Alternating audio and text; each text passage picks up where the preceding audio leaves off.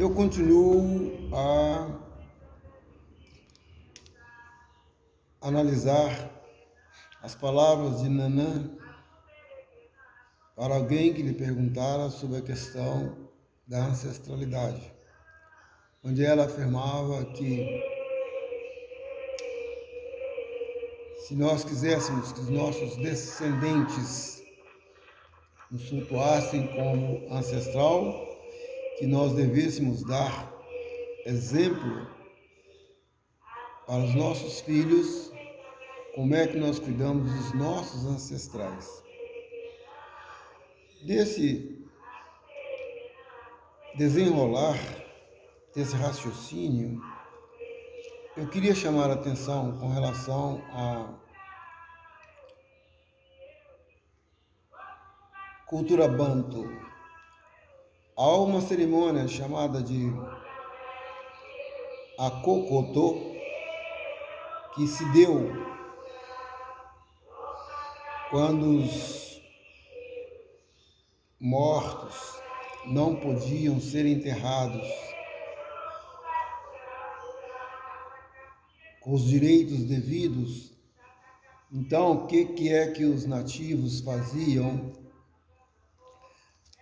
Enterravam as pessoas normalmente à beira de um rio, nas margens de algum lugar que fosse fresco, a uma profundidade não tão grande, de forma que, com o passar do tempo, se fosse necessário, voltaria cá e resgatava aquele corpo e levava então para poder fazer as cerimônias devidas. Então, esse procedimento é chamado de Akokotó, é de origem Umbundo, sul de Angola. Mas o que é isso? Tem a ver com o que Nanã falou? É que estou querendo trazer um pouco desta fala da Nanã para a cultura banto. E normalmente quando a gente vai falar de Akokotó, eu participei de uma cerimônia desta em Angola e realmente a coisa é muito forte. A primeira coisa que a gente entende quando a gente desenterra o corpo é que o corpo em decomposição, dependendo do estado, do tempo que ele ficou ali submerso, né? Submerso não, mas enterrado, que a gente olha para aquele corpo que já é mais uma caveira do que um corpo de um ente querido, mas o que se tem é que ele diz assim: ó filho mortal, assim como me vês, não se iluda, porque eu já fui como tu és. E um dia serás como sou. É a mesma coisa que Zumba falou, que Nanã falou, mas que nós temos de uma forma muito mais forte, dita pelo morto. Então ele diz: olha, não se assuste, porque aqui onde estou, um dia você estará. E por que eu estou falando isso? Para sustentar algumas coisas que eu tenho como investigador, como pesquisador. E eu dou muito valor às pessoas que pesquisam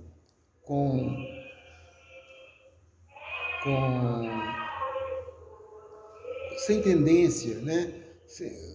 A pessoa pesquisa para saber da verdade, não com interesse nenhum.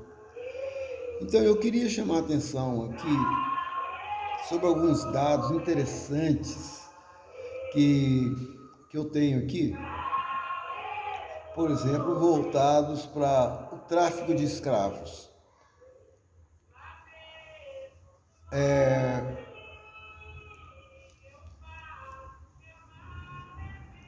O processo de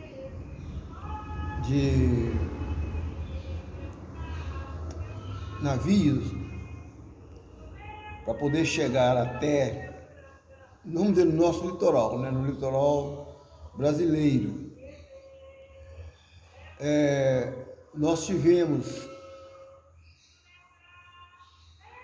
aproximadamente um número muito grande de navios que aportaram no nosso litoral. E se eu chamasse atenção para uns números que eu tenho cá com relação a navios, eu vou pegar um período de 259 anos, tomando como base o ano de 1597, que foi a época da chegada dos escravos no nosso litoral, ou vamos dizer assim, que o comércio de escravos estava bem exacerbado no Oceano Atlântico. Então, nós diríamos que de 1597 até 1859, passaram-se exatamente 259 anos. Ora, nesses 259 anos,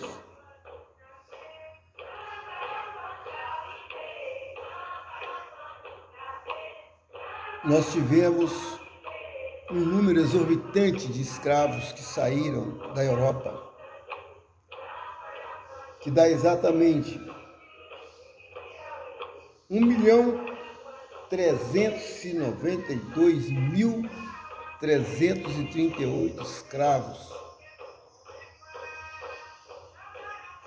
Só que cada ano desse que se passou nesse tráfico, nós tivemos aproximadamente 527 mortes nesse trajeto. E o que aconteceu? Se eu pegasse ano por ano, desde 1597, eu chegaria a um número que aqui no Brasil, a quantidade de escravos que morreram pelo caminho foi de 136.491 escravos.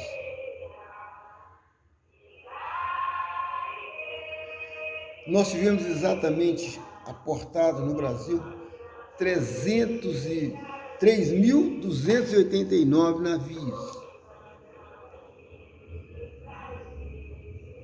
O que quer dizer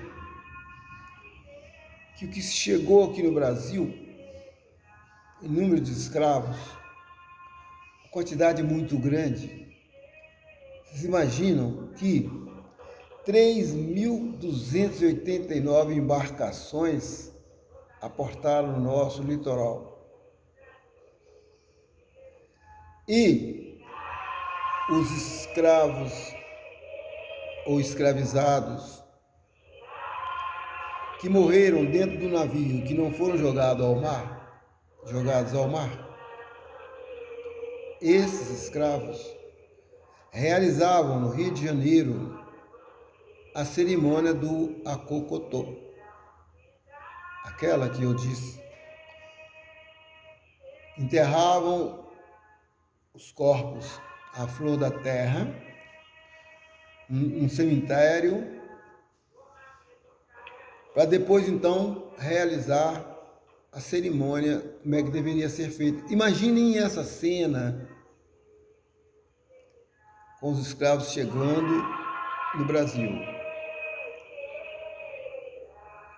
Só que me preocupa que os investigadores concentram muito mais as suas energias, às vezes numa direção só de suas pesquisas, quase sempre um copiando o outro, ou alavancando aquilo que o outro disse, mas sempre numa mesma direção. E é aí que entra o faro do pesquisador. Ora, se nós tivemos tantos escravos chegando ao Brasil, por que eu tenho que fixar sempre numa mesma linha de raciocínio? É isso que eu estou chamando a atenção. Porque quando a gente para pensar, a gente imagina, assim como tem essa linha aqui, deve ter outras também por outros caminhos. E é exatamente aí que eu quero chegar. Imaginem que hoje nós temos uma história que todo mundo repete. E eu estou chamando a atenção a gente ir um pouco mais, avançar um pouco mais nessa história, porque olhem bem onde é que eu quero chegar. O que nós temos de raiz que todos, ou pelo menos a grande maioria, concentra, ignorando a quantidade de escravos que desceram nos nossos litorais, o litoral do Rio, Espírito Santo, Bahia, Pernambuco e etc. Imaginem a quantidade de escravos, todos vindos de um mesmo continente, o continente africano. E como eu estou aqui me prendendo à cultura banto, eu vou me concentrar um pouco mais do centro da África até o sul da África. E, no entanto, o que se vê por aí, eu vou ler exatamente o que a gente tem por aí. Eu peço que me acompanhem. Começamos com Mona Andazo, que foi um africano, um africano, que recebeu o nome no Brasil de Roberto Barros. Roberto Barros iniciou nos segredos do culto uma senhora chamada Maria Genoveva do Bonfim, nascida em 1865, falecida em 1945 na Bahia. Agora, a minha pergunta é: quantos Mona Andazo desceram no litoral brasileiro? Será que só ele que teve a iniciação na África e que chegou até o Brasil para iniciar a mãe Maria Genoveva do Bonfim? Será que não teria outros com o mesmo potencial, com a mesma qualificação, com o mesmo poder para poder iniciar outras pessoas? Mas vamos continuar. Então ela morreu em 1945 e recebeu o nome, quer dizer, Tina, de Tuembe de Azambi, filha do Nkissikikongo, ou seja, filha de Ngana-Chingongo. Essa senhora foi conhecida como Maria Neném.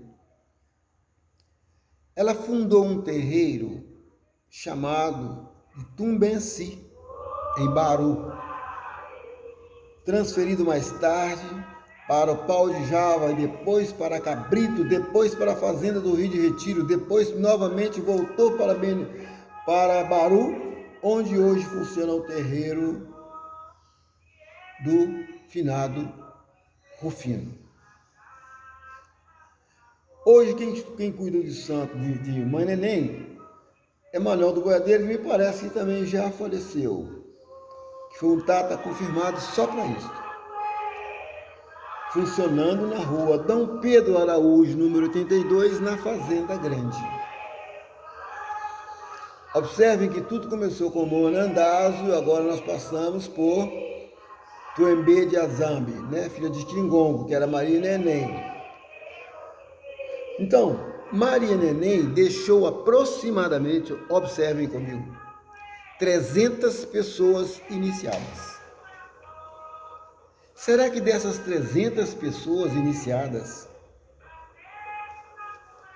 quantas será que deram prosseguimento aos ensinamentos que ela deixou? Eu estou chamando a atenção para quem gosta de investigar.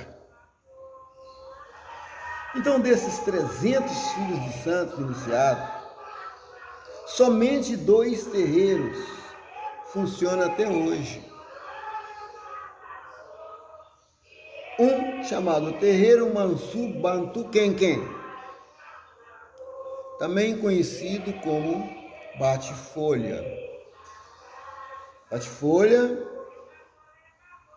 foi conhecido como Bernardino Bate-Folha, porque ele tinha uma força, um gunzo muito grande de colher as folhas, fazer um saclupemba numa casa e a casa ficava limpinha, pronto. Então, essa foi a origem do nome Bate-Folhas. Veio de Bernardino Bate-Folha, que tinha esse poder consigo. A minha pergunta é, então, o terreiro de Bate-Folhas, que foi criado por Bernardino Bate-Folhas, a minha pergunta é, será que outros terreiros também não vingaram? Será que daquelas 300 pessoas que foram iniciadas por Maria Neném, somente Bernardino Bate-Folha criou um terreiro? Aí não veio então outro terreiro, também da raiz de Maria Neném, que é o terreiro de Tumbajussara. O terreiro de Tumbajussara. Então agora nós temos Bate-Folha e Tumbajussara. Ok? 2 terreiros, de 302. E os outros 298, será que não vingou ninguém? Eu estou aguçando a cabeça de quem quer pesquisar. Eu quero dizer que teria mais gente no Brasil praticando as mesmas coisas que esses 2 terreiros. Então, Bate-Folha foi fundado por Manuel Bernardino da Paixão em 1916, na Mata Escura do Retiro. Com a morte de Bernardino Bate-Folha, sucedeu-lhe então o Antônio José da Silva, cuja digina era Bandanguãs. E Bandanguama, esse passou para Pedro e depois para João da Silva, e atualmente estava sob a responsabilidade de Eduardo Crispiniano de Souza. E o terreiro de Tumbajussara, que foi fundado por Manuel Rodrigues do Nascimento, o Catambi, e Manel Ciríaco de Omulu. Manel Ciríaco de Jesus, que foi iniciado por Maria Neném, tá vendo?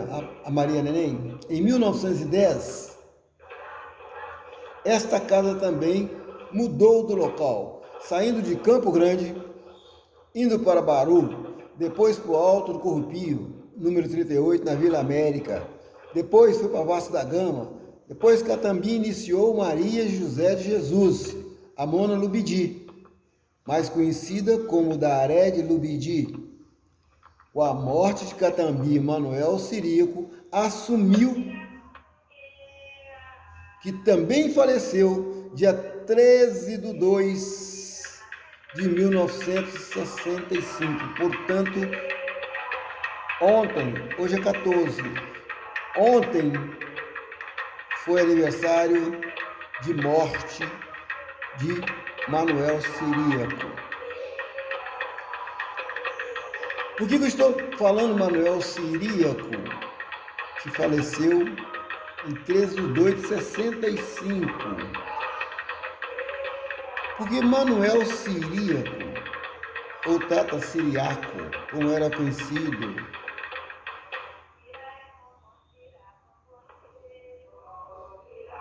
no Rio de Janeiro ele fundou vários terreiros, criou vários filhos de santo, teve várias adesões.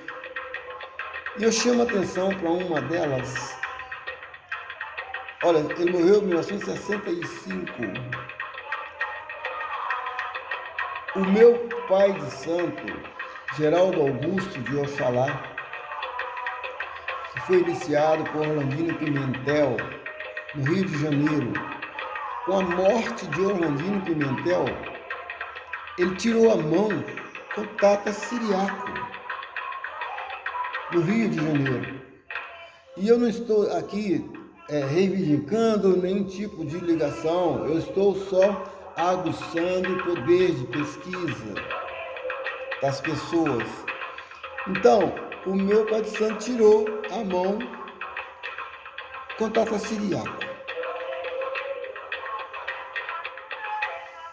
E, com a morte dele, Lubidi assumiu a liderança até 1988, quando faleceu. Atualmente, a sucessora do Lubidi é a senhora Iraildes Maria da Cunha, conhecida como Mensuagi. Mensuagi, dessas duas raízes, surgiram outros terreiros de Angola no Brasil que se tem registro. Por exemplo, o terreiro de Malembá, de Maria de Rufina ou Marinha de Brotas, como era conhecida em Ondina, antiga Areia Preta, que passou para Gonçalo, que passou para Teondina Alves de Castro, que passou para Fernando Alpino de Melo, que funciona hoje na Rua dos Voluntários da Pátria 73, Lobato, no suburbano. O terreiro de Unzó, Muta Jeremi, tendo à frente a Angelina Santana, iniciada por Doroteia, que foi iniciada por Nicásio Manuel dos Reis, que passou depois para Banocô. Por volta do mês de abril de 1960, Doroteia veio a falecer, ficando com o cargo a Dona Angelina. Nesta época, morava na Baixada da Torre. Em Brotas, atualmente, o terreiro funciona na parte do Forte, na Rua Rodagem da Pojuca.